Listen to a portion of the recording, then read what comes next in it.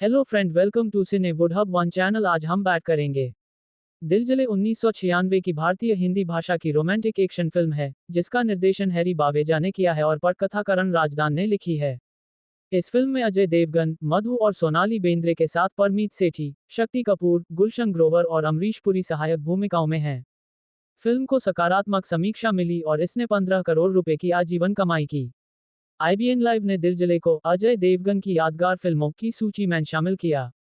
Film की शुरुआत राधिका, सोनाली बेंद्रे को उसके पिता राजा साहब, शक्ति कपूर जो कि एक पूर्व राजा और वर्तमान राजनेता हैं, आर्मी कैप्टन रणवीर परमीत सेठी से मिलवाते हैं।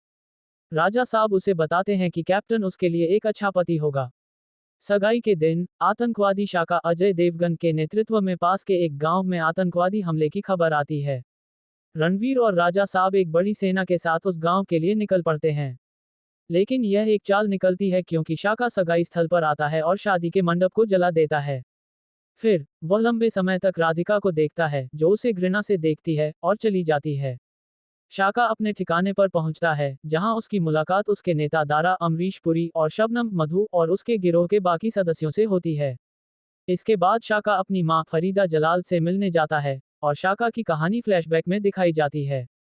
शाका मूल रूप से श्याम था, जो एक देशभक्त कॉलेज छात्र और स्थानीय गांव के नेता का बेटा था। राधिका उसी कॉलेज में पढ़ती है और वे दोनों एक दूसरे से बहुत प्यार करने लगते हैं।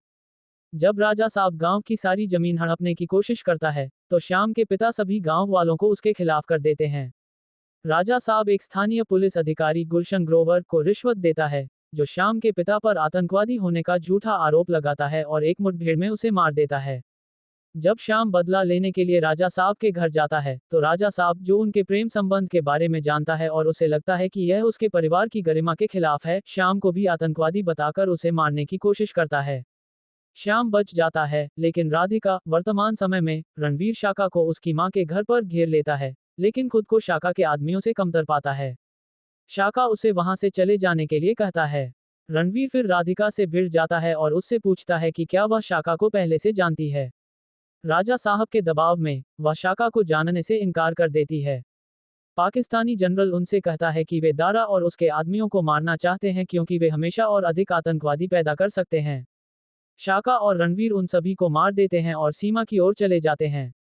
जब शाका दारा और उसके आदमियों को रोकने जाता है, तो रणवीर उसे यह कहते हुए रोक देता है कि आतंकवादियों को मरने दो। शाका कहता है कि वह आतंकवाद को मारना चाहता है, आतंकवादियों को नहीं। वह दारा को रुकने के लिए चिल्लाता है, लेकिन दारा सोचता है कि यह एक चाल है। इसलिए शाका एक माइन पर कूद जाता है और फट जाता है। चौंक कर दारा अपने आदमियों को रुकने के लिए कहता है। शाका एक अस्पताल में उठता है और अपनी मां, राधिका और रणवीर को अपने बगल में पाता है।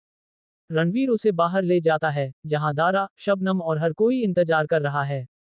दारा उसे गले लगाता है और माफी मांगता। हमारा वीडियो पसंद आया तो लाइक करे, शेयर करे और सब्सक्राइब जरूर कर दीजिए।